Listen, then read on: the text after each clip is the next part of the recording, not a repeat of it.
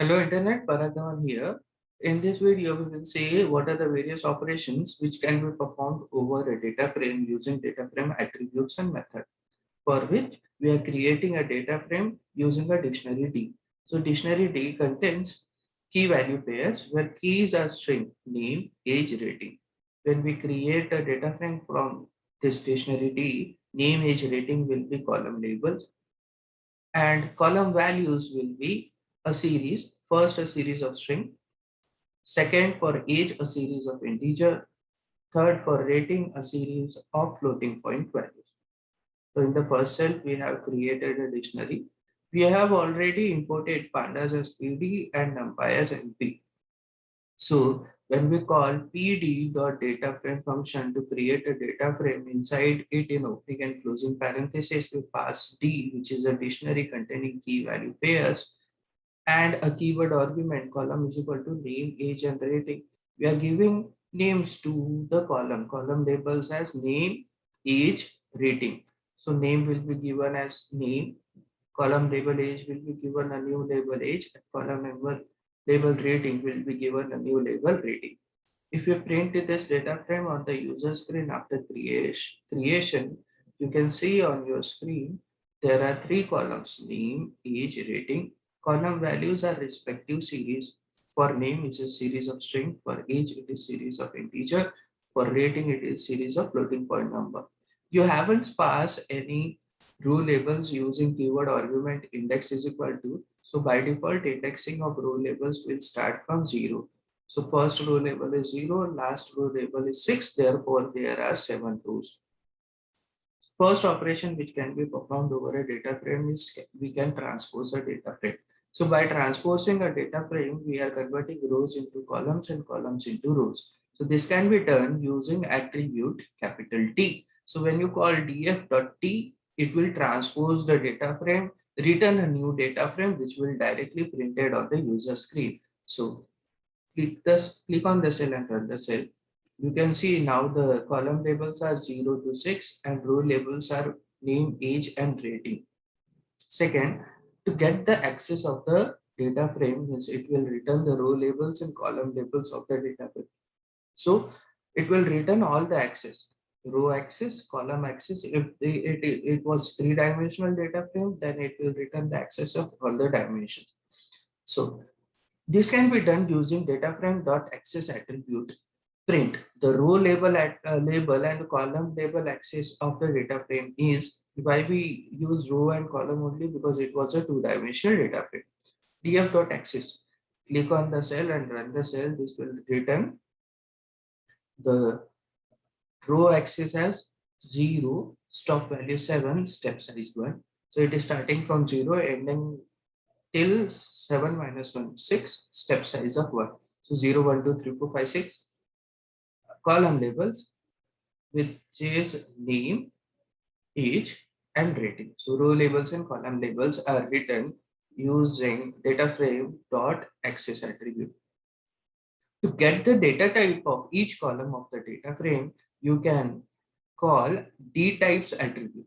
So df.dtypes attribute will return the data type of each column of the data frame. Click on the cell and run the cell. There are three columns.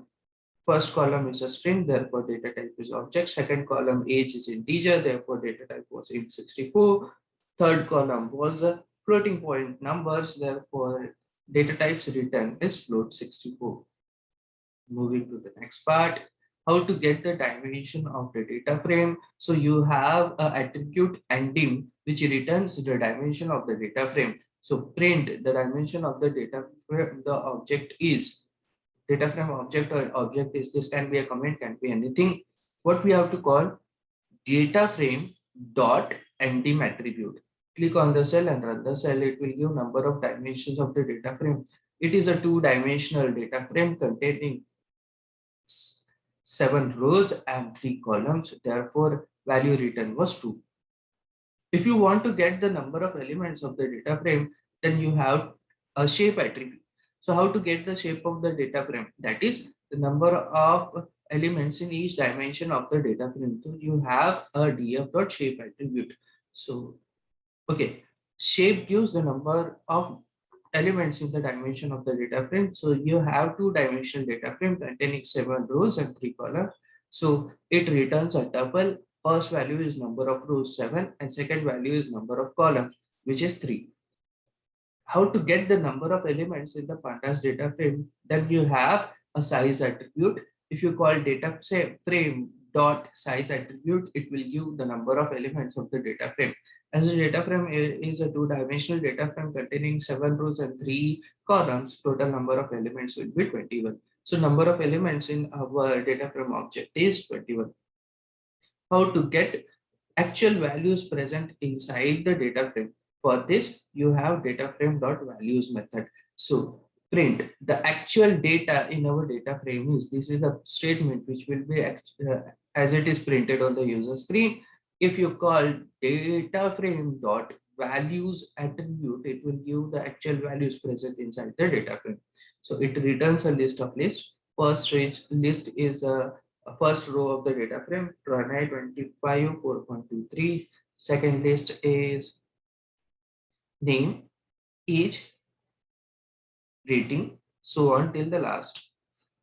Now, if you want to print the first n rows or last n rows of the data frame, you can use data frame method head and tail.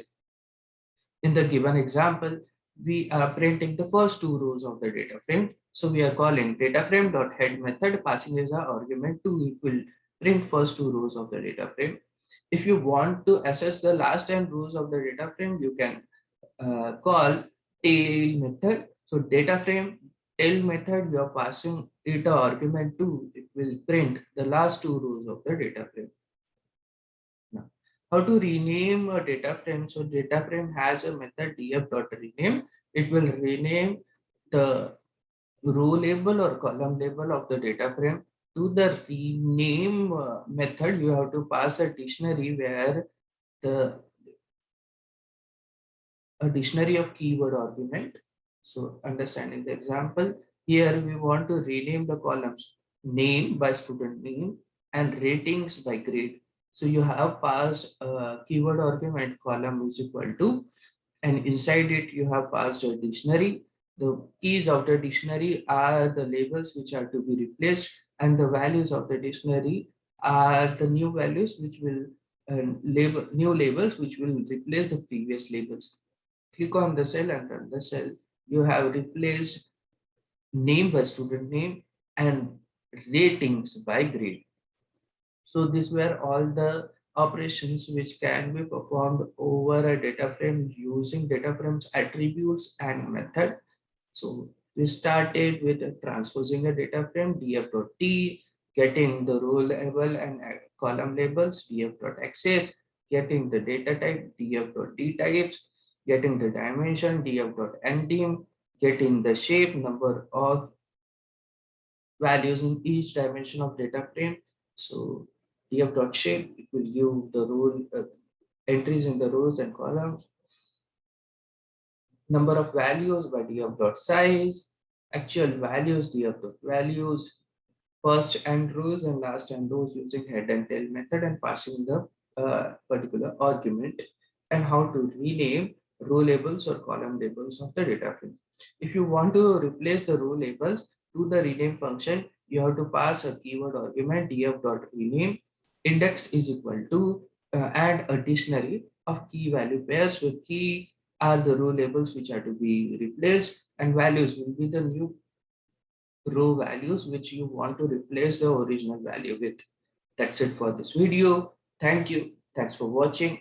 Do hit that subscribe button for more such technical content. See you in the next video.